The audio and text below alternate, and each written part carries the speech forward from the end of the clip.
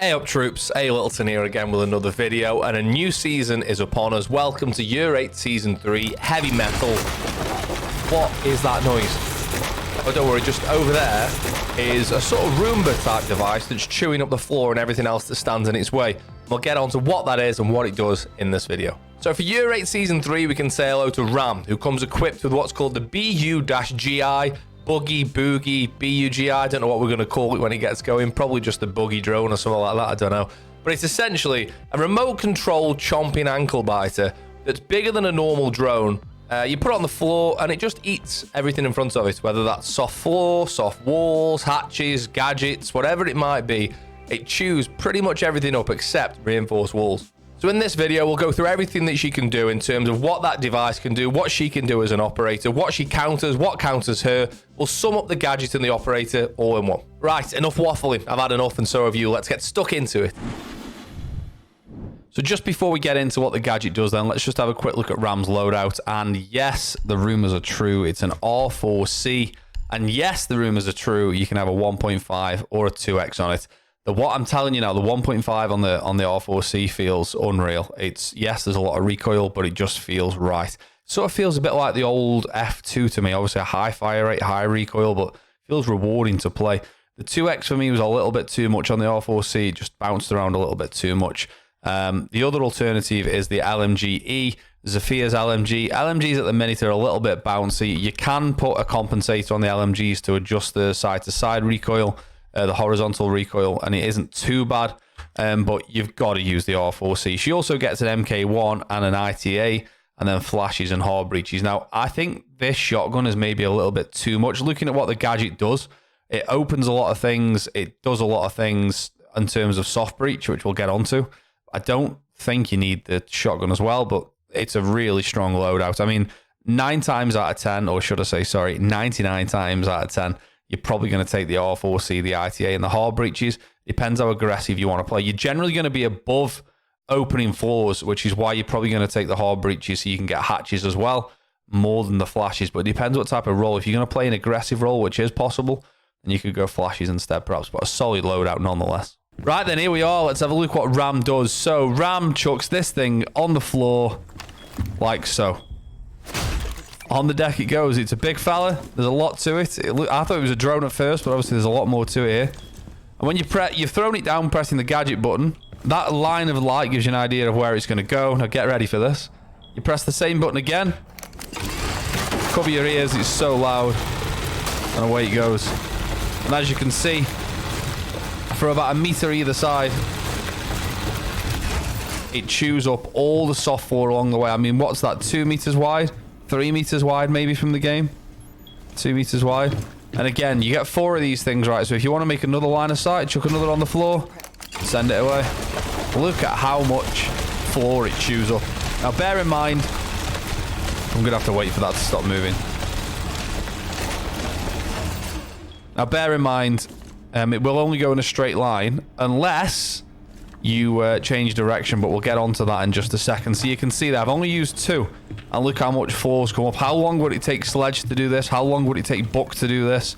I do worry about the future of those 2 guys in the vertical game meta, because how can you not justify bringing Ram if you want to make vertical on a side that's below? It's insanely good. So what we're going to do now is show you how it interacts with a couple of different defender gadgets. So we've got a castle barricade here and a castle barricade here. The other side is split. We'll run around here now, set it off, and we'll show you what it does to castle barricades.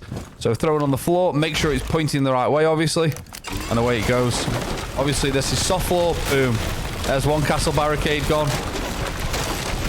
Boom. There's the other castle barricade gone. I mean, look at the distance that it opens, man. It's absolutely insane. I think it's 9 meters by the looks of it. But do you see what's happened to the castle barricades in between? If there was 4 castle barricades in this row, it would get rid of all 4 as well, and it will get rid of any other utility that stands in the way. If there's a mute jammer in the way, if there's an ADS in the way, if there's a Melusi Banshee in the way, it just chews it up as long as it's in this path. Insanely good. So we're going to do a similar thing now, but against Aruni. So again, we'll chuck it on the floor, send it straight ahead. What happens to the gates? Just slows down and burns the gates. How good is that? So any Aruni gates, I feel like I'm talking over that because it's too loud, but any Aruni gates, this will burn the Aruni gate and carry on through. It doesn't really lose that much of its distance. It just slows it down a little bit. So now you can see the total holes are 8 meters or so instead of 9 meters, but didn't really slow it down that much, but if at all, really. Maybe it is still about 9 meters, 8 meters. So yeah, I mean, it doesn't really slow it down that much at all, does it? And it doesn't get burnt by the gates. Absolutely wild. So now we're up against Mute, and this is actually a really interesting interaction. So if you throw the, or what should we call it, the tractor down in the area of a Mute jammer and try and activate it, you can't activate it. However, the Mute jammer doesn't stop it once it gets going. So if we come out of the range of the Mute jammer, you can see that it will start. And it won't stop when it gets into the range of the jammer.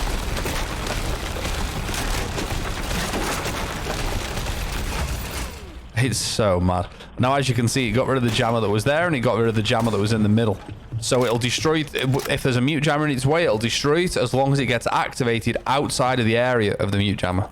Right, and now we're up against trap operators, and we've gone with Melusi. Wow, I've never been, like, triple bansheed before. Ugh. Don't know why I've made that noise, I'm sorry. Anyway, I'm not taking that out of the video, that's staying in. We've got 3 banshees, and we've done a bit of a test here, thanks to Ralphie, who's just the other side of this wall. Big up Ralphie for getting involved with helping me make this video, by the way. So we're going to start the drone. I keep calling it a drone, I shouldn't really. I should call it by its proper name, but we're going to start the tractor here. And we're going to see if it destroys. It will destroy the one on the floor. I think it'll destroy the one on the wall lower down, but I think if you place the Mute jammer a bit higher, it won't destroy it a little bit higher. So let's give it a try. So let's chuck it on the deck and let's see what happens.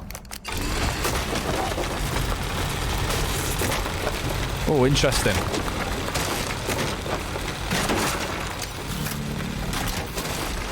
Interesting. So I'm sort of testing this at the same time as recording this, to be honest with you. And yeah, the one on the floor obviously got absolutely minced, but the one on the wall survived. Of course, don't forget, you can set this off to go vertically and through the wall as well. So if you wanted to get rid of them with this, you could as well.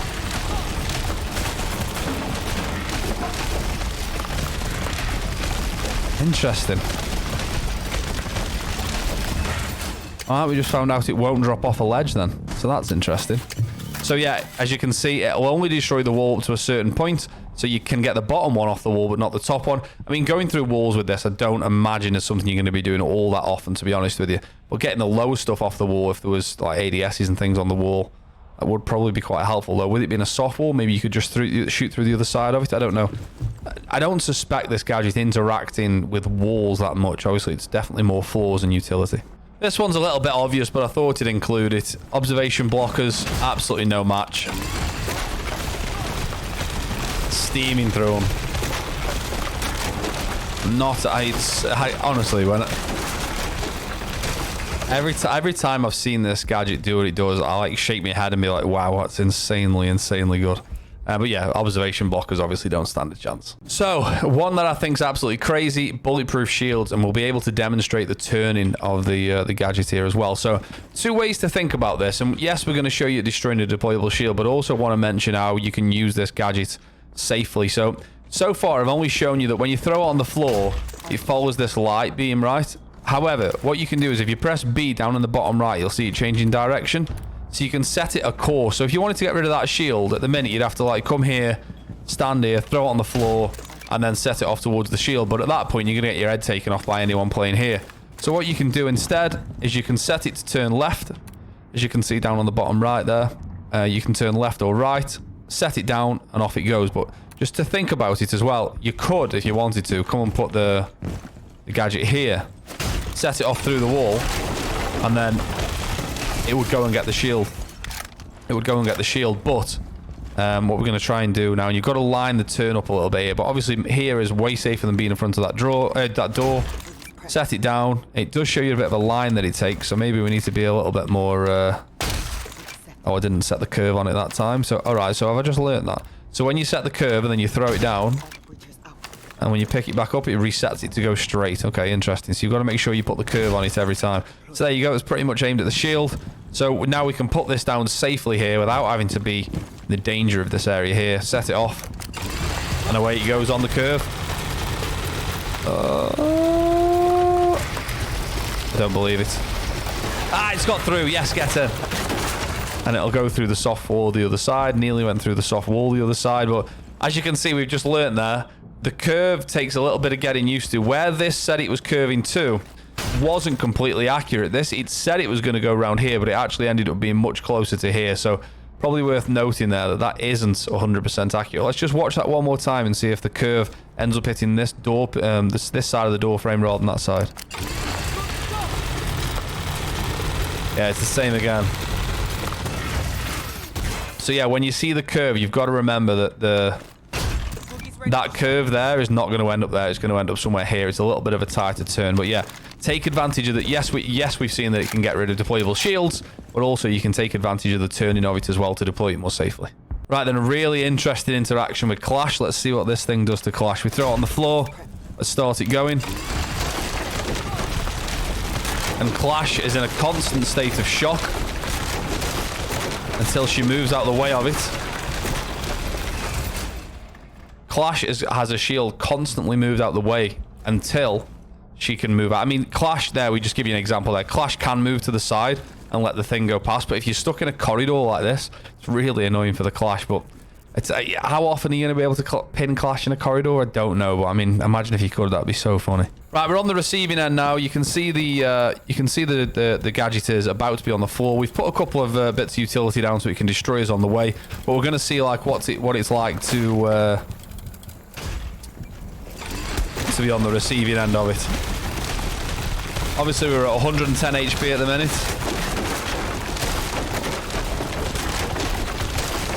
And as the gadget goes through you, it hits you for 5 HP a tick as it goes through you. We set another one off. We're on 80 HP now. Each tick is 5 HP as it goes through you.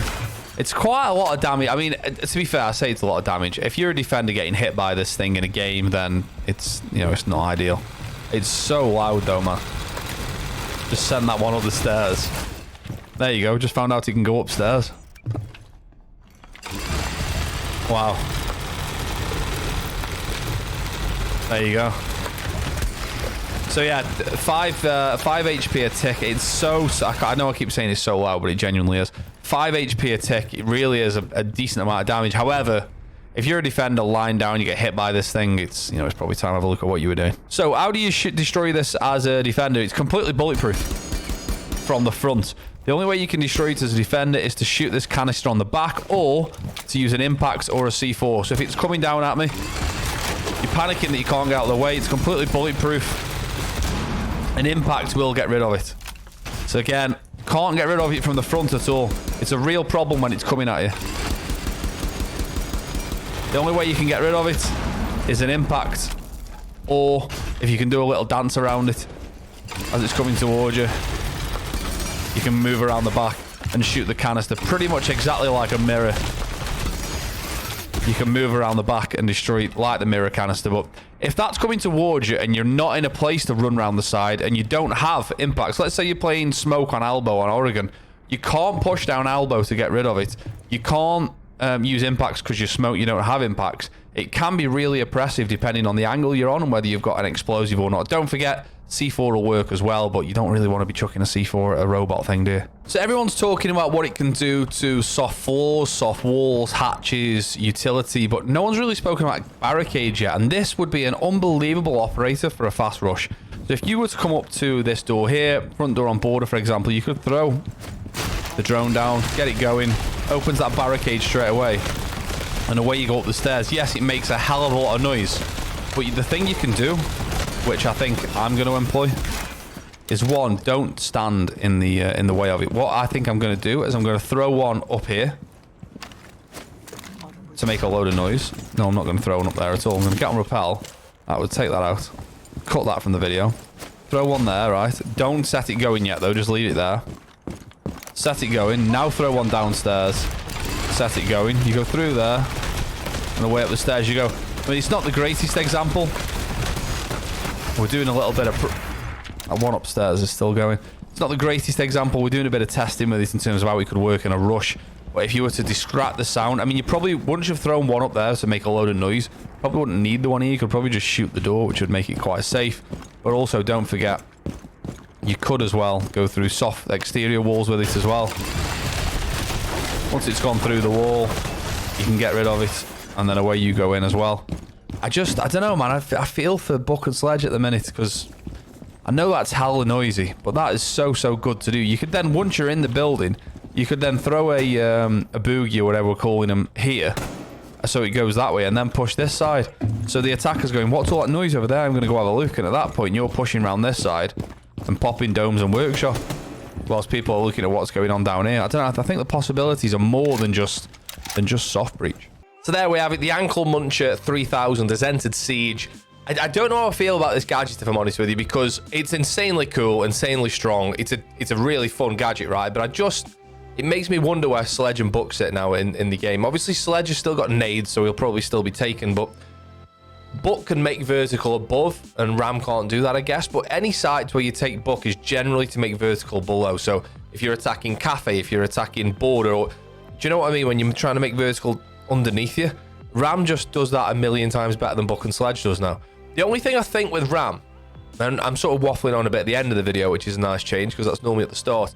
I think with Ram, I think she actually opens probably too much of the floor. So with Buck and Sledge, I nearly said Beck and Sludge then. With Beck and Sludge, two great characters from Siege, I think you can open lines of sight that benefit you as an attacker, whereas Ram's just like, right, okay, the whole floor is open.